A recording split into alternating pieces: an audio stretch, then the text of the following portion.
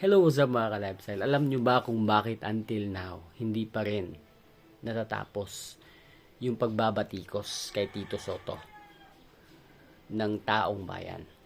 Kasi nga, until now, hindi pa rin to bumababa sa pwesto. Sinasalo, tinatanggap niya lahat ng pangbabatiko sa kanya.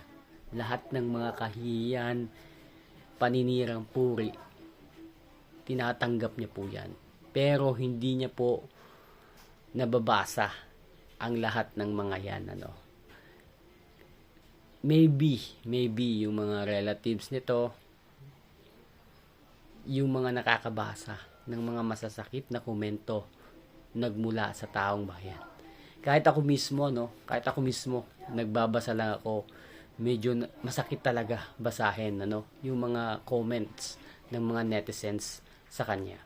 Even nga yung live session nila sa Senate hearing, puro negative yung mga komentong nababasa natin against sa Tito Soto na to. Bakit nga ba? Kasi nga naman nagpi-feeling magaling po talaga tong taong to, wala naman po talaga to sa kalingkingan ng mga abogado na nasa loob ng Senate. Halimbawa na lang kay Senator Marcoleta,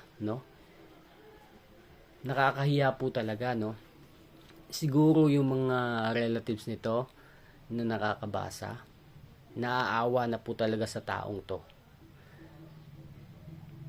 Kahit ikaw mismo na nagbabasa ng mga komento, sobrang malulugmok ka, yung ang kaso lang kasi dito, hindi niya nababasa yon, na maraming mga hindi sumasang-ayon sa kanya or hindi siya gusto as a Senate President kasi bobo po siya. Yun po talaga yung katotohanan, Magalit na kayo sa akin, sa mga supporters ng Soto, magalit na po kayo sa akin, Ako nagsasabi lang po ako ng katotohanan. Hindi po talaga siya bagay maging Senate President kasi balbal po siya. Yun po talaga yung katotohanan. Imagine, yung ini-insist niyang paniniwala sa rules and regulations ng Senate is kinoreksyonan po talaga ni Senator Cayetano, And then until now, ini-insist pa rin niya yung kanyang paniniwala. Diyos ko po. Nakakaawa po talaga tong taong to, So, alam ko, maraming mga nag-a-idolize dito dahil, yun na nga, dahil sa TVJ, dahil sa Itbulaga, maraming nag-idolize dito. Pero ang ibang usapan na po yan. Pagdating kasi dito sa Senate, is gagamitan po talaga dito ng utak. Doon, kwela lang, gimmick lang, di ba? Kaya, until now, galit itong si Soto kay Senator De La Rosa kasi nga, sinabihan ni Senator De La Rosa na hindi gimmick. Na totoo naman po talaga, di ba? Hindi gimmick yung Senate hearing, Isa tong usapin na dapat pagbigyan po talaga ng pansin. Kasi, yun na nga, maraming mga malalaking pangalan yung involved dito. Ewan ko kung bakit until now hindi pa rin kumbaga tinatablan si Soto ng mga pambabatiko sa kanya ng taong bayan. Siguro hindi niya na lang siguro pinapansin o binabasa, mas tinatanggap niya na lang yung ganung klaseng mga pagbabatiko sa kanya. Ganun pa man mga ka-lifestyle,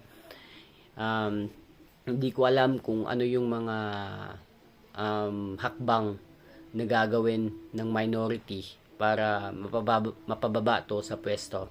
Kasi bias po talaga tong taong to. Kumbaga, kung mapapansin nyo, parang walang pinag-aralan na batas. Kasi imagine yung simpleng mga rules lang hindi niya pa maintindihan, how much more na yung napaloob talaga sa batas ng Pilipinas, Pero ganun pa man mga lifestyle, gaya nga ng sabi ko sa inyo, nagkaroon siya ng enough na kasamahan para may luklok siya sa Senate as a Senate President. I hope na mapalitan na to kasi Nagiging bobo na po talaga yung Senado eh. Nagiging bobo na talaga. So, hindi lang po ako yung nakakapunan nito, mga ka-lifestyle. Marami pa pong iba. Marami pa pong mga abogado, yung mga nagsasuggest po talaga na palitan tong si Soto. Kasi hindi po talaga bagay maging Senate President. Mas maganda pa po kung si Ping Lacson na lang, or si Cayetano, or si Marcoleta. Yun. In that way, makikita nyo talagang meron talagang mga pinag-aralan tong taong to. Unlike sa Soto na to, puro na lang kabalbalan yung pinagsasabi, puro na lang mga quotes, no? Tinitira yung mga minority, no? Which is hindi naman dapat neutral lang siya kasi Senate President siya, no? So, yun, kawawa po tong taong to kasi marami po talagang mga hindi naman halos karamihan ano. Meron ding mga iilan na supporters tong taong to. Pero ganun pa man, gaya nga nasabi ko, mas marami yung mga ayaw sa kanya. Ayaw sa kanya maging Senate President. Kasi hindi marunong, kumbaga, kahit pa paano meron namang alam. Yun nga lang, hindi marunong, pagdating sa mga rules and regulations. Kaya, pag hindi siya bumaba sa pwesto, sandamakmak na mga corrections yung matatanggap niya mula sa kanyang mga colleagues na senator.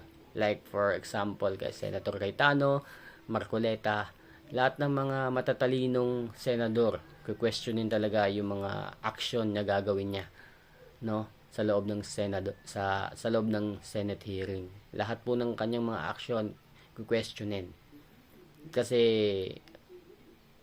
opinion niya. Sabi niya during interview, no, dapat respetuhin yung kanyang opinion, no? So, meron siyang paninindigan, opinion niya, yung paniniwalaan niya na talaga namang itinataguyod niya, pinaglaban niya talaga yung opinion niya kahit na baliko-baliko na, maling-mali na, no? So, yun lang mga ka-lifestyle, no? Masasabi ko lang talaga na kawawa po talaga tong si Soto. Sana mag-resign na to as a Senate President, palitan na to as soon as possible para gumanda naman yung takbo ng Senado ngayon. So, yun lang mga ka-lifestyle. Peace.